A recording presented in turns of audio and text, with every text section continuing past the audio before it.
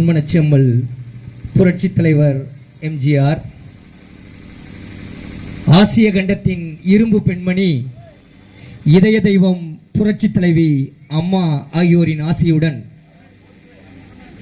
முன்னாள் முதலமைச்சர், இன்றைய எதிர்க்கட்சி தலைவர், நாளைய தமிழகத்தின் முதல்வர், கழகத்தின் நிரந்தர பொதுச் செயலாளர், புரட்சி தமிழர் அண்ணன் எடப்பாடியாரின் ஆணைக்கிணங்க நடைபெற்றுக் கொண்டிருக்கக்கூடிய கழக துவக்க நாள் பொதுவிழா கூட்டத்திற்கு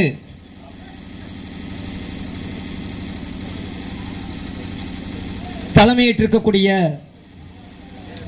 புரட்சி தமிழரின் போர்ப்படை தளபதி, முன்னாள் சுகாதாரத்துறை அமைச்சர், புதுக்கோட்டை வடக்கு மாவட்ட கழக செயலாளர், விராலிமலை சட்டமன்ற தொகுதியின் நிரந்தர சட்டமன்ற உறுப்பினர், வருங்கால சுகாதாரத்துறை அமைச்சர், அன்பிற்கினிய அண்ணன் டாக்டர் விஜயபாஸ்கர் அவர்களே, மேடையில் வீற்றிருக்கும் அனைத்து இந்திய அண்ணா திராவிட முன்னேற்ற கழகத்தின் மூத்த நிர்வாகிகளே, இந்த பகுதியை சார்ந்த கழகத்தின் நிர்வாகிகளே, திரளாக திரண்டு வந்திருக்கும் அனைத்து இந்திய அண்ணா திராவிட முன்னேற்ற கழகத்தின் ஒப்பற்ற கண்மணிகளாம் இரத்தத்தின் இரத்தங்களே, உங்கள் அனைவருக்கும் என்னுடைய மாலை வணக்கம். தமிழை தொட்டுதான் என் உரையை எப்போதும் தொடங்குவது வழக்கம். அந்த வகையில் முத்தமிழ் வளர்த்த மூவேந்தர் தத்தெடுத்த தமிழே, சங்க இலக்கியங்கள் தந்திட்ட பைந்தமிழே, அகநானூறு புறநானூறு தந்திட்ட அன்னை தமிழே, கம்பன் கவிதொட்டு ஔவை கவிதொட்டு வளர்ந்தவளே, அன்னை தமிழே, மூத்தவளே, முதன்மையானவளே, உனை வணங்கி தொடங்குகிறேன். புரட்சி தலைவர் அவர்கள் 1972ஆம் ஆண்டு அக்டோபர் 17ஆம் தேதி இந்த மாபெரும் மக்கள் இயக்கத்தை தொடங்கினார்.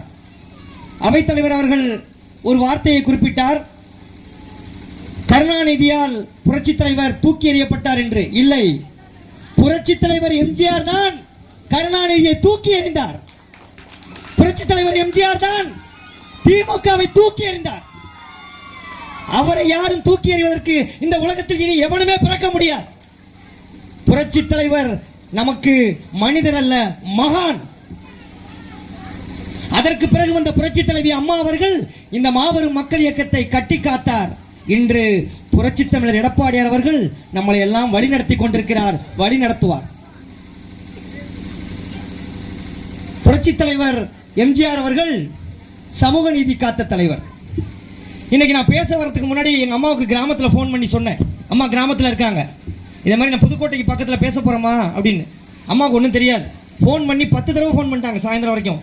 தம்பி, திமுக பற்றி எதுவும் பேசிடாத, உடனே உன்னை விடுறதுக்கு அரெஸ்ட் பண்ணிடுவாங்களாம் அப்படின்னு சொல்லி சொன்னாங்க. நான் ஒரே ஒரு வார்த்தையை தான் அம்மாட்ட சொன்னேன், நான் போறது புதுக்கோட்டை, அது டாக்டர் விஜயபாஸ்கருடைய கோட்டை. என்ன தொடணும்னா எங்க அண்ணனை தாண்டி தான் தொடணும். இது ஒண்ணு திமுக இல்ல, இது அண்ணா திமுக, இது ஒரே குடும்பம். அனைத்து இந்திய அண்ணா திராவிட முன்னேற்ற கழகம் 54 ஆண்டுகளை தாண்டி வியாபித்து மிளிர்கிறது என்றால் ஆசியாவின் மிகப்பெரிய மக்கள் இயக்கம். எம்ஜிஆர் அவர்கள் தொடங்கியது கட்சி அல்ல, இது மாபெரும் மக்கள் புரட்சி. நான் ரொம்ப சோசியல் மீடியா அதிகமா பார்க்கிற பழக்கம் உண்டு. மூத்தவர்கள் முன்னோர்கள்லாம் பேச வந்திருக்காங்க, அவங்கெல்லாம் இயக்கத்தை பற்றி வரலாறை பற்றி பேசுவாங்க. நான் இன்றைய தலைமுறைக்கு கரண்ட் சினாரியோவில் பேசலான் இருக்கேன். சோசியல் மீடியாவில் அதிகமாக நான் ரீல்ஸ் பார்ப்பேன். அப்போ ஒரு 3 நாளைக்கு முன்னாடி ஒரு வீடியோ பார்த்தேன். அதில் பார்த்தா ஸ்டாலின் அவர்களுடைய, முதல்வர் ஸ்டாலின் அவர்களுடைய கான்வாய் போகுது, பேக்ரவுண்டில் பிஜிஎம் போட்டு சமூக நீதி காத்த தலைவர் அப்படின்னு டைட்டில் போட்டிருக்கான். எனக்கு அதை பார்த்தோன்னு சிரிக்கிறதா இல்ல அழுகிறதான்னு தெரியல. யார் சமூக நீதி காத்த தலைவர்? யார் சமூக நீதி காத்த தலைவர்? முதலாக திராவிட இயக்க வரலாற்றில் தமிழ்நாட்டில் இருந்து பட்டியலினத்தை சார்ந்த சத்தியவாணி முத்து என்பவரை மத்திய அரசின் அமைச்சராக ஆக்கி அழகு பார்த்தாரே புரட்சி தலைவர் எம்ஜிஆர், அவர்